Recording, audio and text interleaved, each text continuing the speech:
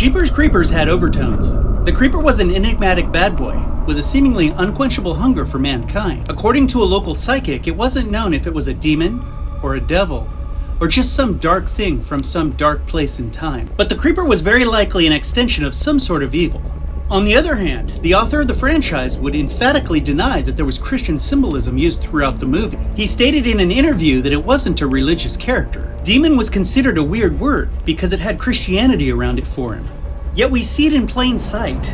It's undeniable. Jeepers Creepers is predicated on Christian symbolism. And why were these Christian overtones prevalent? This slice of the Beating You Pie will examine the various examples of the Christian scent littered throughout the Jeepers universe, and disclose the reason for that symbolism. Are you aware of all the Christian overtones in the Jeepers Creepers universe? Let's put your knowledge to the fire.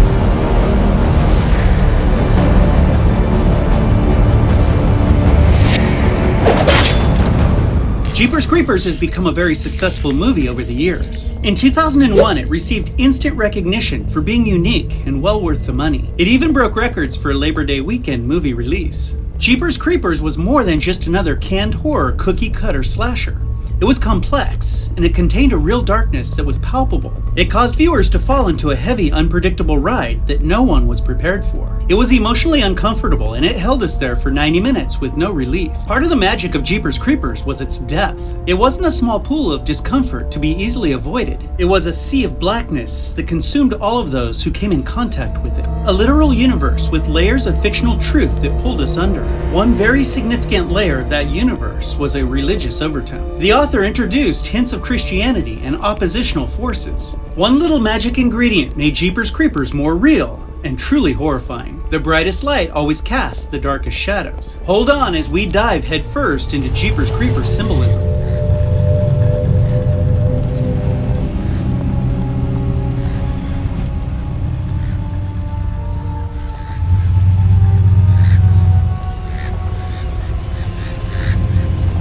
Minxie had a dream. When she regained consciousness, she shared the information she had learned about the Creeper. She stated with certainty, when its time was up, it had to return to the earth, back into the ground for 23 more years. The Creeper lives underground, but why would it choose to exist under an old church? There are several potential reasons for this choice, but the underlying theme is symbolism. The church was a place where people might have felt safe, but it was also a location where many would have sought to learn more about supernatural events and prepare for the afterlife. It was a place of spirituality.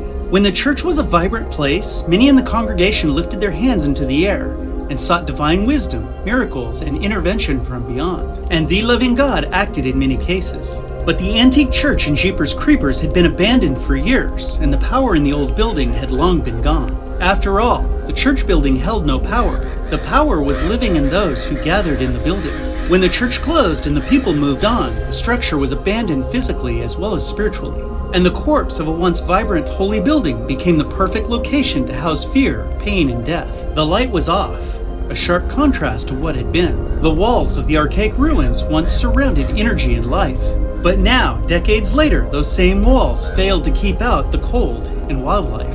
What was good was gone, leaving only a vacuum where darkness was all that remained. It was a perfect beacon for the wickedness that now existed below. And the cross that adorned the tall, narrow steeple once symbolized a savior who entered the world to save those who believed. That same cross now stood symbolically broken and splintered to be used as a perch for the Creeper's unholy feathered followers. The scene and the message in its entirety gave viewers an uncomfortable feeling that was hard to shake. This effect was true both fictionally as well as factually. Those in the movie were shaken by the decaying vessel of worship and what they discovered below it. And those in the theater felt dirty, watching the contrast between good and evil. But the church wasn't the only symbolism. There were images of crucifixion.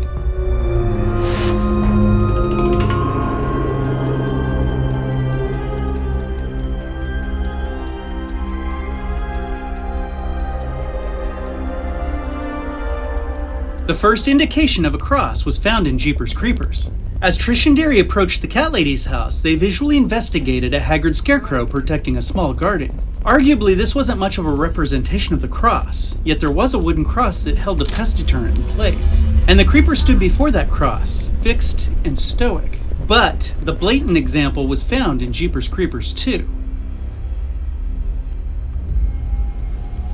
Billy Taggart was a restless kid. He had a hard life. Maybe no harder than the next farm boy, but he thought his life was harder, and that's all that mattered. The scarecrows kept falling down, somehow, and it was Billy's job to put them back up. And Jack didn't want them to blow down again, if that's what was really happening. But there were significant overtones in Billy's job description. He wasn't just hanging scarecrows, he was crucifying them.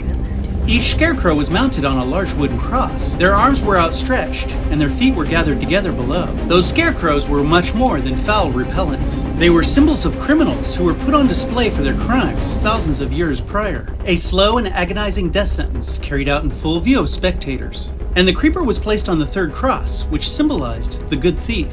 But this wasn't the end of symbolism having to do with crucifixion. There was another. Do you remember?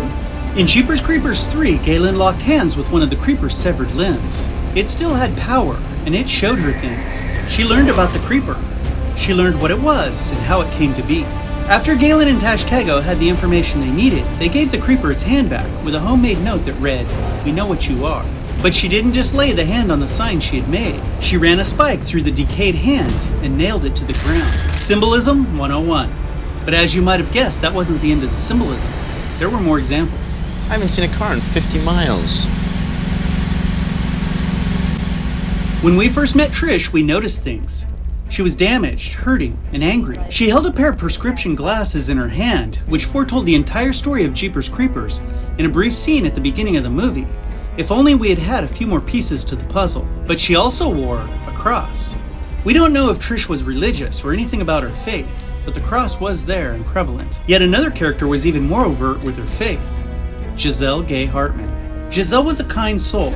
She traveled a very long way to see if she could change the fate of two Jenners. She was a living example of selflessness. She went out of her way and put herself in extreme danger to try and help others. But she didn't do this all of her own power. She was tapped into a higher power. As Trish and Derry desperately looked for a way out of their nightmare, they ran upstairs. Giselle didn't follow them. Did you ever think about her action? Who among us can say they would have done the same thing?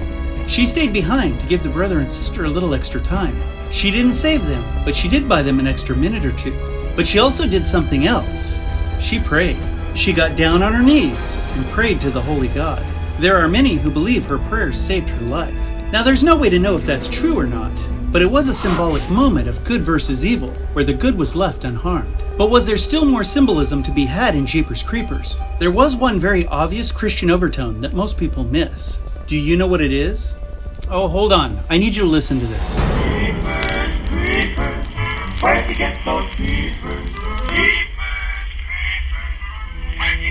Do you know how perfect this song was for the movie Jeepers Creepers? Right off the top, the movie drew its name from the tune. But did you ever wonder why? Contrary to some popular misconceptions that Derry somehow sealed his own fate by going into the Creeper's quarters, the movie Jeepers Creepers was actually about eyes. Derry's eyes, to be specific. The Creeper's eyes were dead white and failing, and it needed new eyes. Giselle told us it can only use certain things from certain people. Those certain people included two Jenners. Both Trish and Derry were a good match for the Creeper, and this was proven by its difficulty picking a winner at the end of the movie. But the difference between the brother and sister were quality of eye. Remember the prescription glasses at the beginning of the movie, indicating Trish's vision wasn't as good as Derry's. Despite her insistence that she was stronger and better, her eyes weren't. The movie was about eyes, and so was the song Jeepers Creepers. But I digress. Did you know there was more symbolism in the song Jeepers Creepers? Jiminy Crickets, people! Come on, you still don't get it? Jeez. Those words are all euphemisms or substitutes for the words Jesus Christ, and so is Jeepers Creepers. The phrase Jeepers Creepers is an old way of expressing disappointment in the form of a substitute for the name of our Savior, Jesus Christ. The name of the movie is a Christian overtone. Darkness always tries to imitate light. Evil tries to mask itself as goodness. The most convincing lies are sprinkled with a fair amount of truth. That's the way the dark works. It erodes and corrupts a little at a time.